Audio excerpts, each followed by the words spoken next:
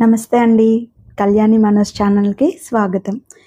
ఈ వీడియోలో చూడండి మా చిన్ని గార్డెన్‌లో పొనగంటాకు ఎంత బాగా హెల్తీగా పెరిగిందో.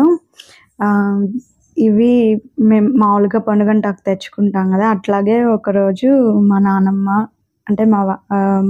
పంపించారు పొనగంటాకు. అక్కడ వాళ్ళు ఫ్రెష్‌గా పండించింది ఏం మందు లేకుండా. సో, అది ఒలిచేసేసి మిగిలిన కాడలు ఇక్కడ వేసేసింది అమ్మ.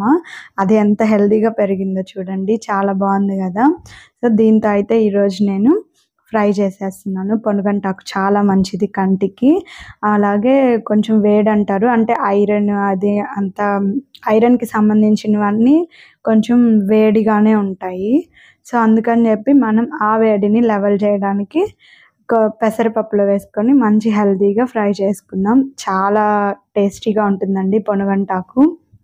నాకైతే చాలా ఇష్టం. మీలో ఎవరెవరికి పొనగంటాకు ఫ్రై అంటే ఇష్టమో నాకు కమెంట్ చేయండి.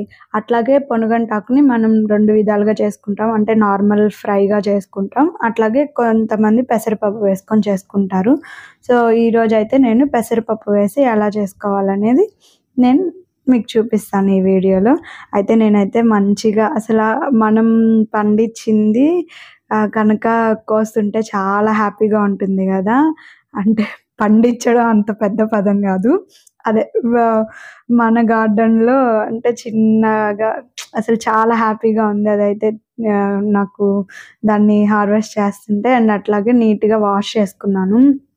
ఎందుకంటే ముందు రోజే మాకప్పుడు వర్షం పడింది. సో, దానివల్ల అంతా ఇసుకగా ఉండింది. అందువల్ల నేను నీట్‌గా క్లీన్ చేసుకున్నాను. సో, అట్లాగా నేను కట్ చేసుకునేటప్పుడే కొంచెం లేతవైతే కాడలతోటి లేదా ఆకుల వరకు అట్లా క్లీన్‌గా చేసుకున్నాను. అండ్ అట్లాగే పెసరపప్పుతో అన్నాను గదా! ఇది పెసరపప్పు నీట్‌గా వాష్ చేసుకున్నాను కడిగి. 2 సార్లు కడిగేసేసి పెసరపప్పుని కొంచెం ఒక 3-5 మినిట్స్ అంతేనండి. హైలో పెట్టేసేసి మనం కుక్ చేసుకుంటే చాలు. అంటే బాగా మెత్తగా అయిపోకూడదు. కొంచెం మనం పట్టుకుంటే అలా పలుకుగా మనకు తినడానికి పలుకుగా ఉంటే చాలా బావుంటుంది. మరీ మెత్తగా అయితే ఏందంటే పప్పులాగా అయిపోద్ది. సో, అలా బావుండదు. ఇప్పుడు నేను చూపిస్తున్నాను గదా! చూడండి అలా మెత్తగా లేదు, అలా అని గట్టిగా లేదు. అట్లాగా మనం అలా గనక అంటే ఆ కన్సిస్టెన్సీలో ఉంటే చాలు బావుంటుంది మనకి తినేటప్పుడు. అంతకంటే మెత్తగా అయినా బావుండదు.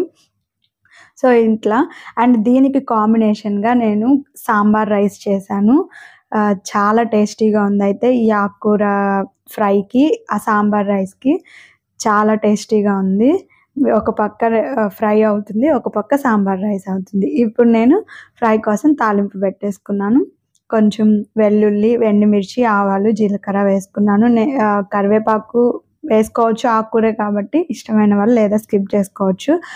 కానీ నాకైతే ఇంకా నేను పచ్చెనపప్పని, మినపప్పని ఇలాగా ఆ పప్పులన్నీ వేయడం నాకిష్టం ఉండదు. ఫ్రై తినేటప్పుడు అవి నోటికి తగిలితే కొంతమందికి చాలా ఇష్టం.